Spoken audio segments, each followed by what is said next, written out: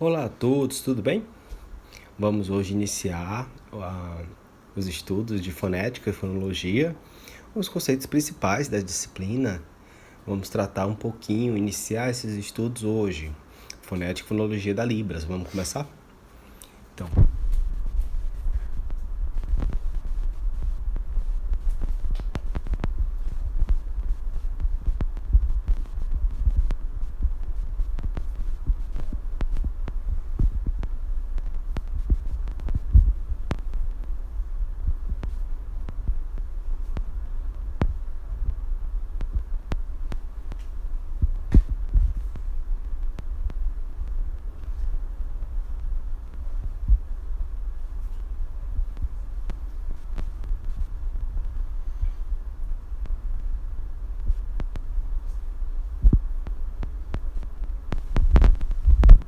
da descrição e análise fonológica da Libras.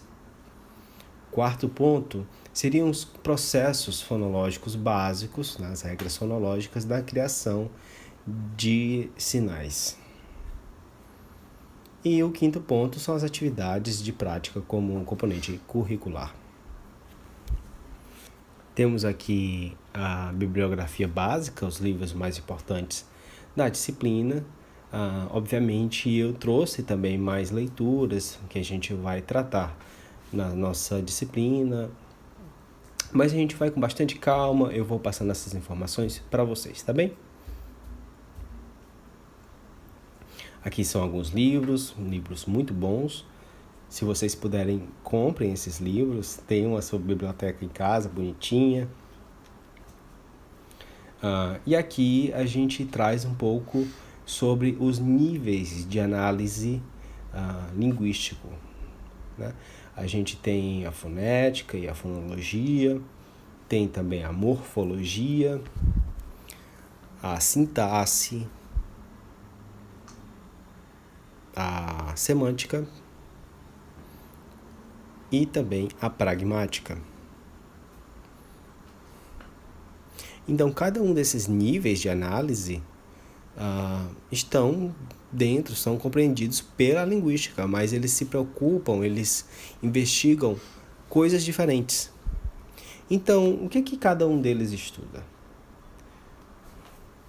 Então, primeiro, a fonética, ela estuda, ela foca sua preocupação em como as palavras e os sinais são produzidos pelo corpo humano. A gente sempre vai pensar no corpo humano, nas restrições do corpo, o que o corpo consegue produzir, os sinais que o corpo consegue produzir ou as palavras. A fonologia, por sua vez, ela vem estudar um pouco sobre as unidades mínimas que, ao mudar essas unidades, pode mudar o significado. A fonologia, principalmente, vai falar sobre a relação de que a mínima mudança que acontecer pode ocasionar uma mudança de uma nova palavra. Por exemplo, se a gente fala em faca em português, esse é o sinal de faca, se a gente mudar uma letra de F para V, a gente vai falar vaca. Vaca é uma nova palavra. A gente fez uma mudança de um fonema. E aí passou de faca para vaca. Surgiu uma nova palavra. Na língua de sinais isso acontece de maneira semelhante. Por exemplo, o sinal de trabalhar tem o mesmo movimento. Aqui, a configuração de mão também em L, as duas mãos em L, e fazem esse movimento. Mas se a gente altera a direção do movimento, o plano em que esse movimento é realizado, se em vez de fazer no plano chão, eu fizer no plano parede, eu estou sinalizando televisão. Então, eu mudei apenas uma coisa, a minha orientação de mão, e o significado já é diferente. Então, a fonologia vem estudar o que causa essa mudança nos significados, quais as unidades mínimas que causam essa mudança. A morfologia, ela vem estudar como é que as palavras e os sinais são compostos por unidades mínimas de significado. Por exemplo, se eu faço sinal de escola, na verdade é uma composição de casa mais o sinal de estudo. Então, quando eu faço escola, eu faço é composto por dois sinais. Então, a morfologia se interessa por esses processos. A sintaxe, como o próprio sinal diz, já se preocupa com frases, com as ordens das palavras, as possibilidades de ordens de palavras ou de sinais. A semântica, por sua vez, significa com significado, né, dessas palavras ou dessas frases. E a pragmática, ela também se preocupa com o significado, mas em contexto, né? A língua em contexto. Por exemplo, quando há uma alteração devido ao contexto, o significado ser renovado, tomar um novo significado. Se eu fizer só esse sinal, por exemplo, você vai pensar provavelmente num passarinho, ou talvez você fala assim, você viu o que está escrito no... e fizer o sinal de passarinho, você vai entender que eu não estou falando de um passarinho, eu estou falando do Twitter. Mas imagina também que uma pessoa sai do banheiro e eu falo, olha, e faço esse sinal. A pessoa sabe que ela esqueceu o zíper dela aberto. É uma expressão da língua, né? Você esqueceu o seu zíper da sua calça aberto. É uma expressão da língua. Então, a pragmática, ela vai estudar a língua em contexto, em uso, de diversas formas. Essa aqui é uma representação de níveis de uma maneira visual, né? Do que é mais geral para o mais específico, né? Aqui em cima a gente tem os níveis mais abrangentes e depois a gente vai descendo para níveis cada vez mais específicos, né?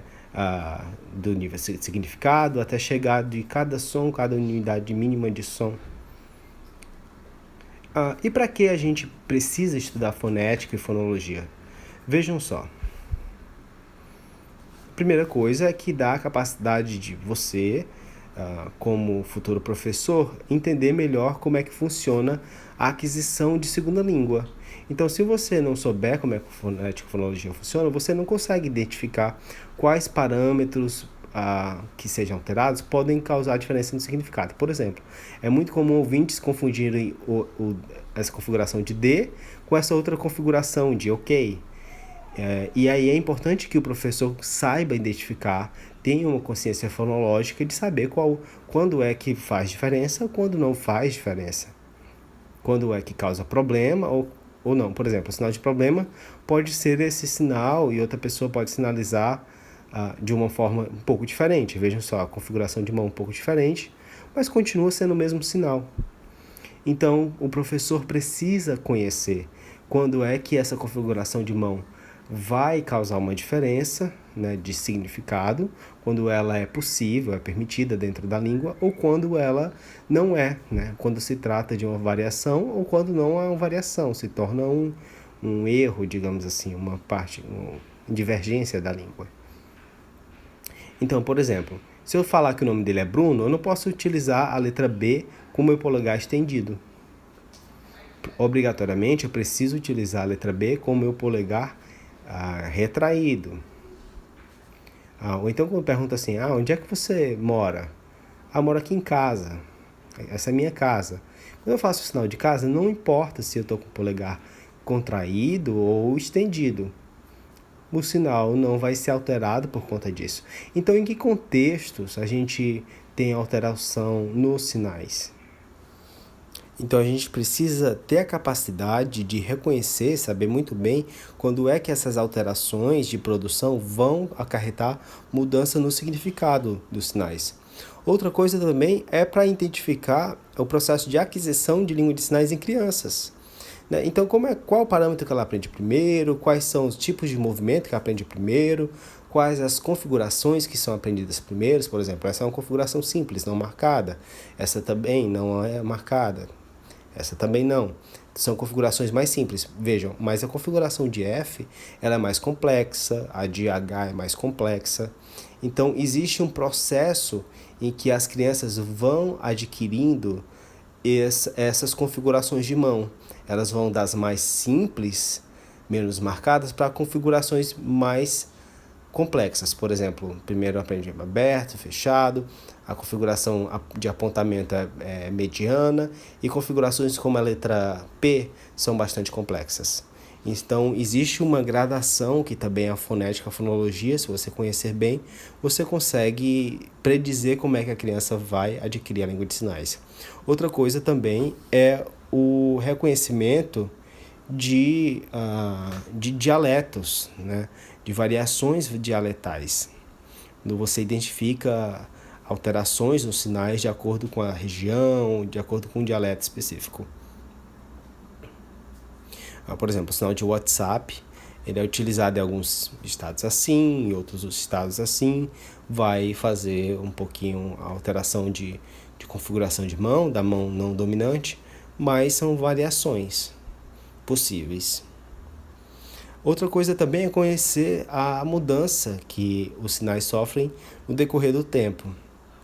Por exemplo, o sinal de e-mail, há muito tempo atrás, era assim, um E e um M, e-mail. No decorrer do tempo, o sinal foi se modificando e hoje em dia a gente não utiliza mais assim o sinal, utiliza assim, e-mail. Antes era assim, agora é assim. Então existe uma alteração fonológica devido ao tempo. Outra coisa também é para os profissionais, tradutores e intérpretes que vão atuar na área, é importante conhecer, obviamente, e também a elaboração de um sistema de escrita. Se você vai fazer um sistema de escrita de qualquer língua, você precisa conhecer muito bem a fonética e a fonologia daquela língua. Como eu havia falado antes, né, a fonética, sobre a fonética, esse termo vem do grego, da palavra fone, que significa som ou voz, e ela vai se preocupar principalmente como é que o corpo humano produz os sinais ou as palavras. E também como nós conseguimos receber esses inputs linguísticos. Por exemplo, se alguém fala com você, obviamente você vai receber através do ouvido, né, do aparelho auditivo. Esse seria o canal de recepção desse input linguístico. E se for em língua de sinais, você vai receber através do canal visual, através dos seus olhos, não é?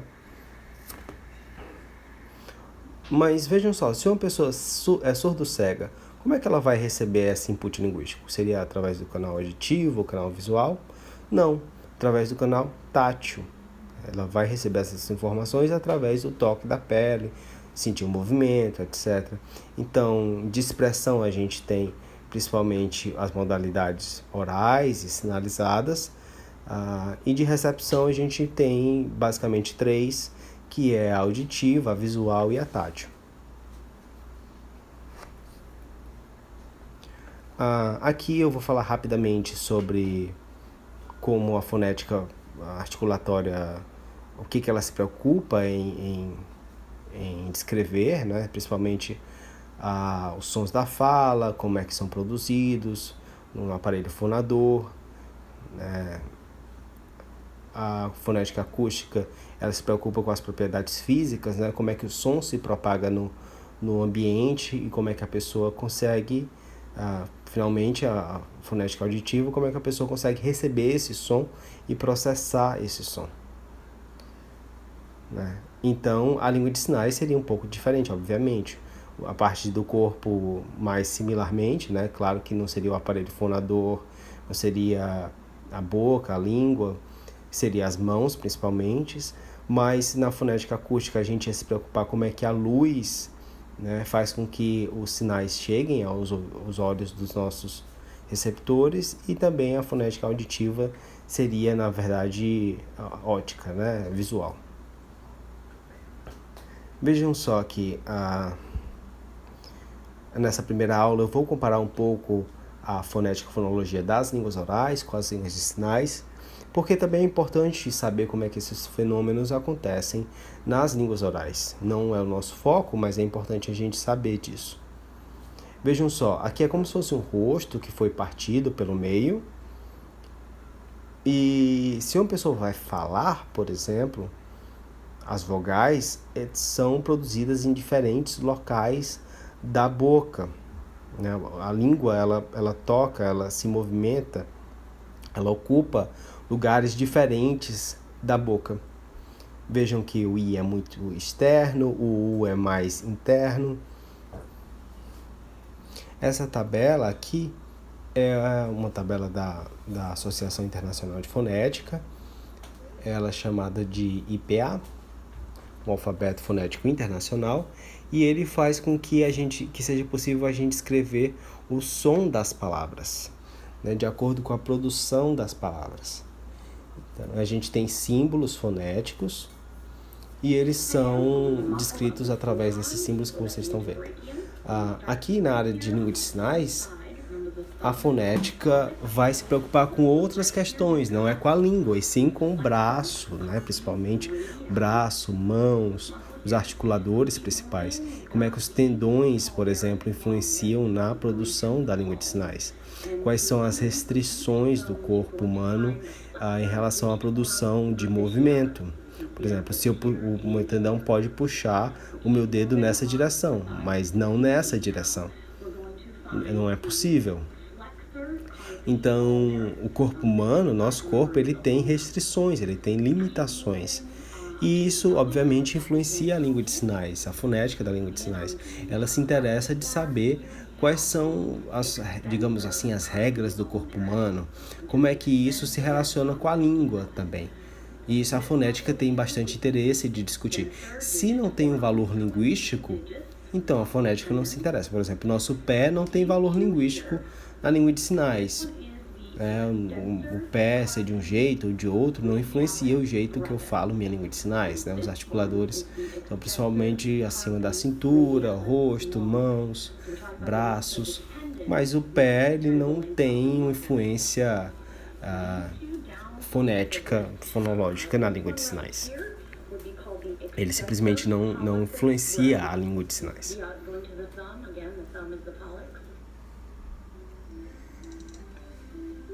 Vejam só também que a boca, dentro da boca, tem um movimento da língua que ele vai depender muito do que a pessoa está fazendo. Por exemplo, a língua tem vários e vários músculos. No momento que a pessoa está falando uma língua diferente ou tocando um instrumento, ela vai se comportar de maneiras diferentes. Aqui está tocando um instrumento. E aqui ela está cantando. Ou falando uma língua diferente. Aqui inglês, alemão, chinês. Então vejam, a língua ela vai se comportar de maneiras diferentes, vai se adaptar ao movimento, dependendo do que ela esteja fazendo. Aqui está o movimento de deglutição, está engolindo algo. E é interessante a gente ver o movimento da língua, né? Um movimento completamente interno. Mas, por exemplo, para a leitura labial, será que isso é eficaz para o surdo? Porque a maioria dos movimentos eles são internos, eles são invisíveis. Não é possível ver. A gente não vê o que está acontecendo dentro da boca da pessoa. Então, isso não fica claro. É como se 70% fosse invisível, acontece dentro da boca, e somente 30% fosse visível. Isso faz com que seja bastante difícil fazer a leitura labial, por isso que a língua de sinais é tão importante. A língua de sinais propicia que o sujeito surdo veja a comunicação, receba a comunicação de forma clara e confortável.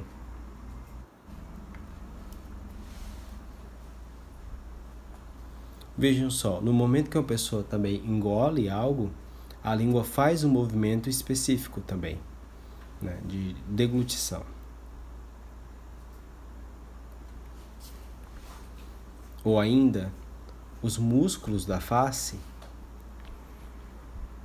vão se movimentar de uma maneira diferente. Vejam só. Isso é só um desenho, só uma pintura. Então vejam só, os músculos da face vão se movimentar de maneira diferente. E a fonética tem interesse em saber como é que isso se relaciona com a língua. Vejam só outro exemplo. Desculpa se algumas pessoas não gostam, acham feio, mas a ciência é assim, né? Ela tem interesse de saber e conhecer o corpo humano. Vejam só como esses tendões, eles fazem com que os dedos se movimentem. Aqui uma mão humana.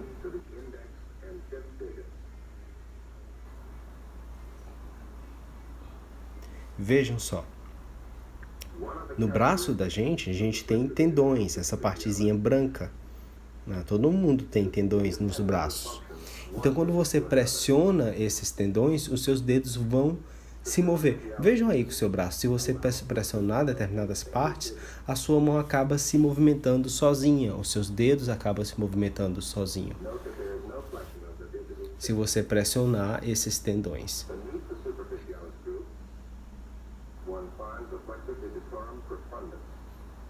E é o que está acontecendo aqui.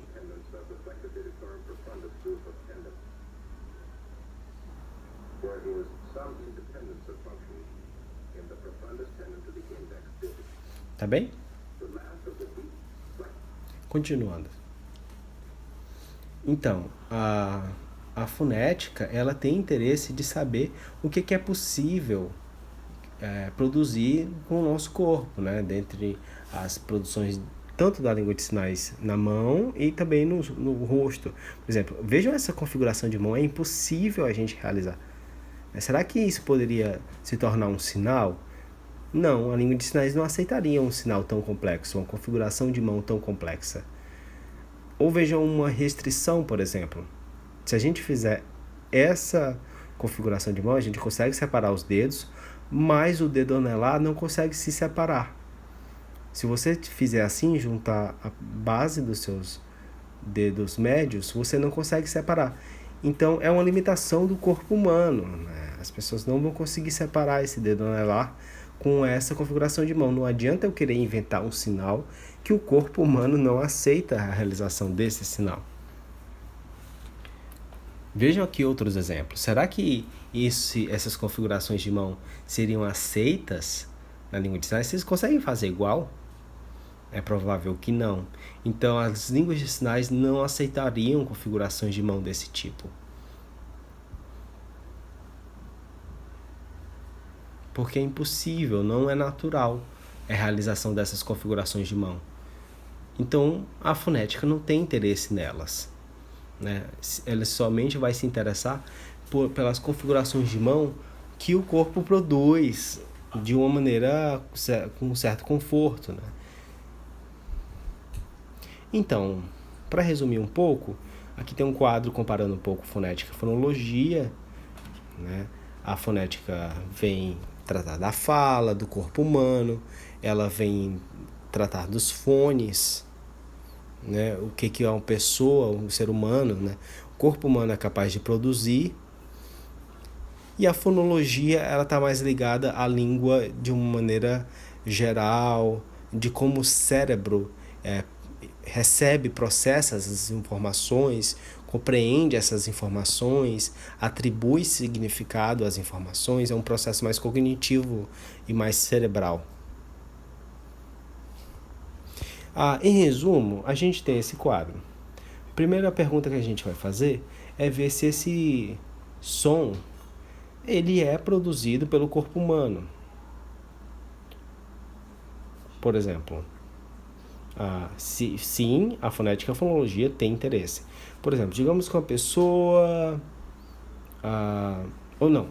digamos que o som do avião é de interesse da fonética e fonologia? Não, porque o som de avião não é produzido por um ser humano.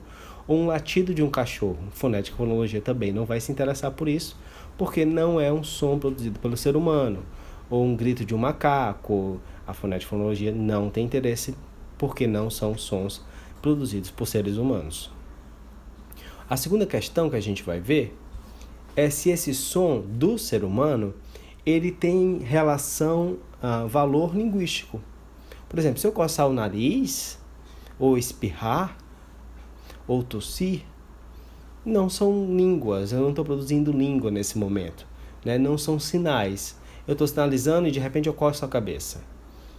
Esse coçar da cabeça não é língua em si, não é um sinal em si. Então, primeiro a gente vai ver se é produzido pelo ser humano e também se tem valor linguístico.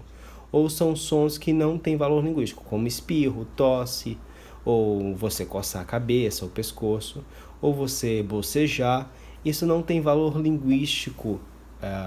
Esses sons ou esses gestos não têm valor linguístico.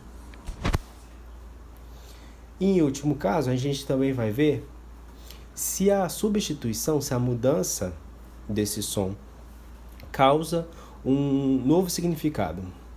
Se essa mudança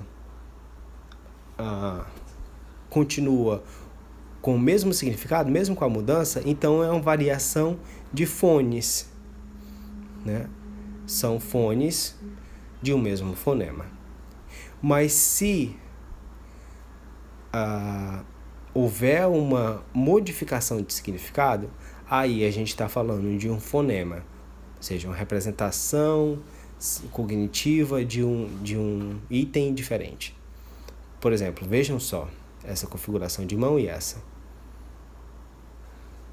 Casa, o sinal de casa, assim ou assim, tudo bem, com o polegar estendido ou retraído, tudo bem. Nesse momento, para esse sinal, eles são fones diferentes de uma mesma configuração.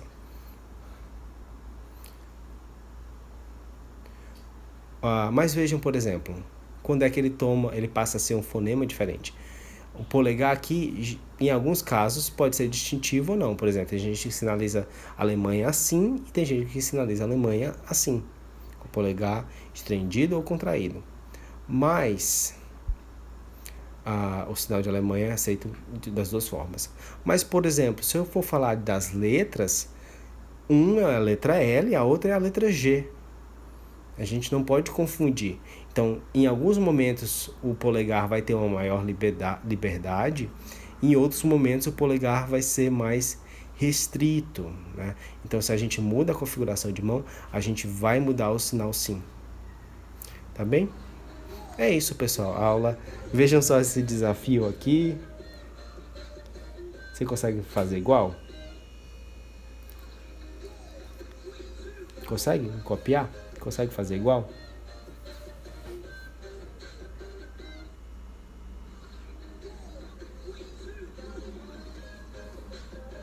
Será que isso poderia se tornar um sinal? Na verdade, ele não é muito confortável. É provável que ele não se estabelecesse com um sinal, porque o nosso corpo não aceita muito bem esse movimento dos dedos. E aí é um desafio para você. Será que você consegue fazer? É isso por hoje. Um abraço. Até mais.